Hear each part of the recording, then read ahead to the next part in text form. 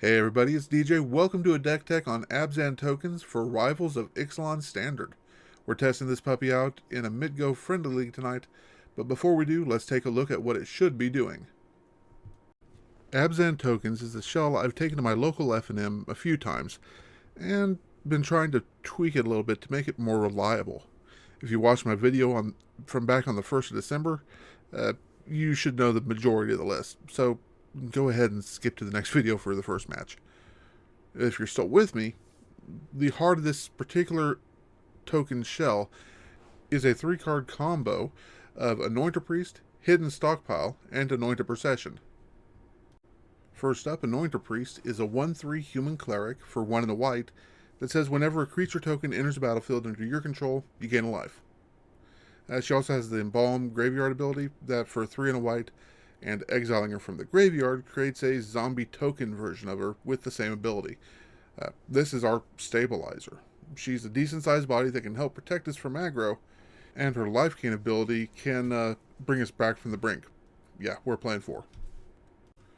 Hidden Stockpile is an enchantment for white and black that lets you pay a generic mana and sacrifice a creature to scry.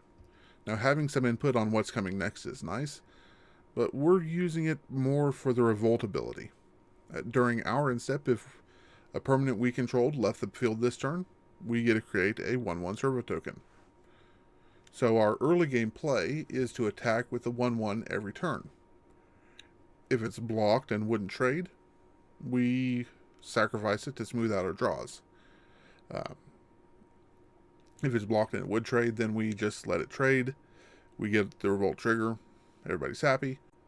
Or after damage, we go ahead and sacrifice it. Get one that's, vertical so it can block.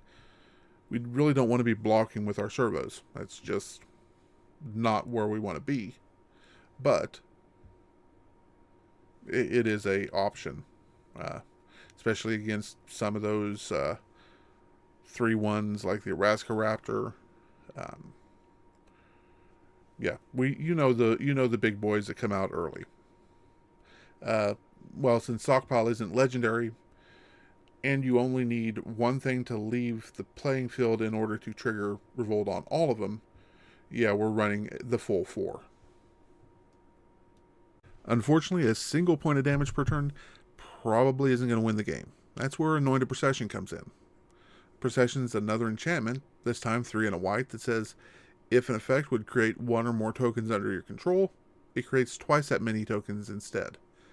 That means 2 servos per stockpile, 2 priests per embalm, and so on. Now the effect multiplies itself, so instead of 1 we get 2, but if we have 2 out, we get 4.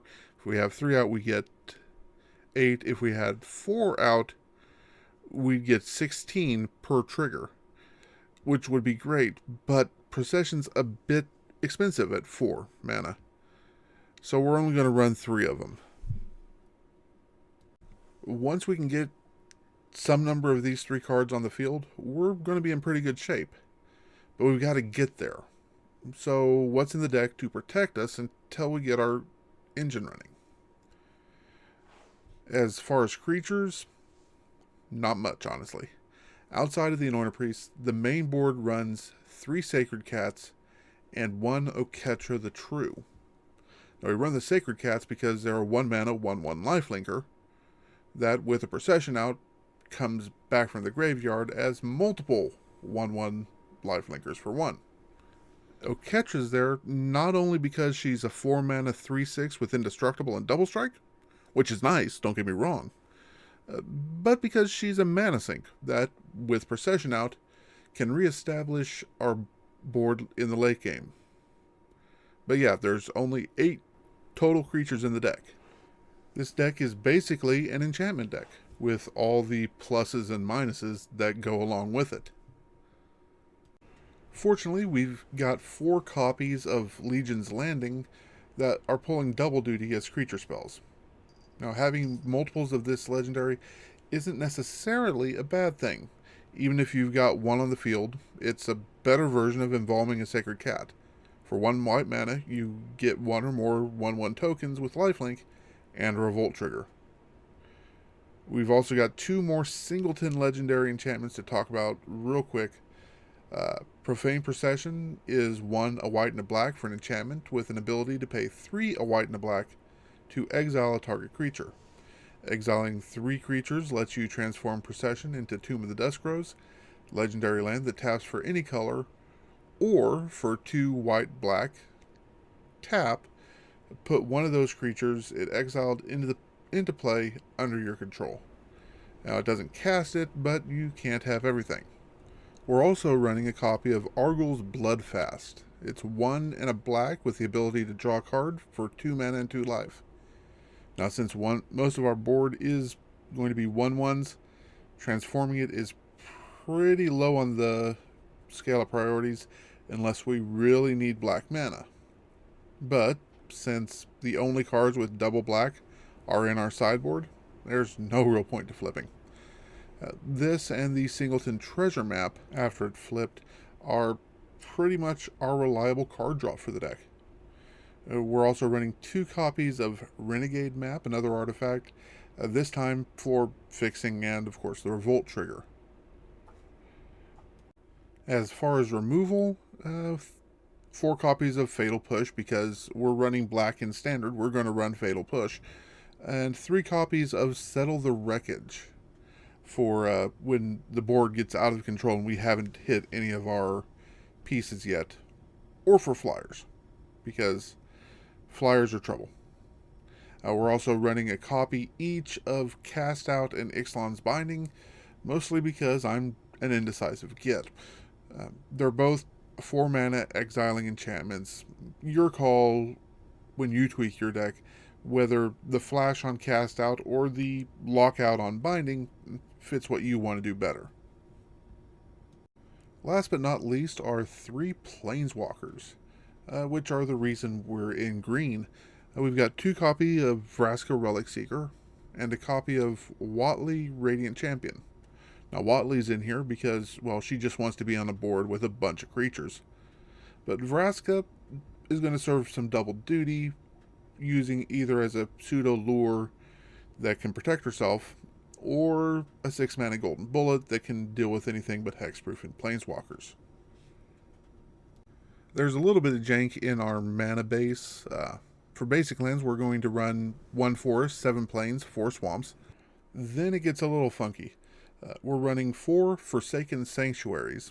That should really be Concealed Courtyards. But I don't have them. They're a little expensive at the moment.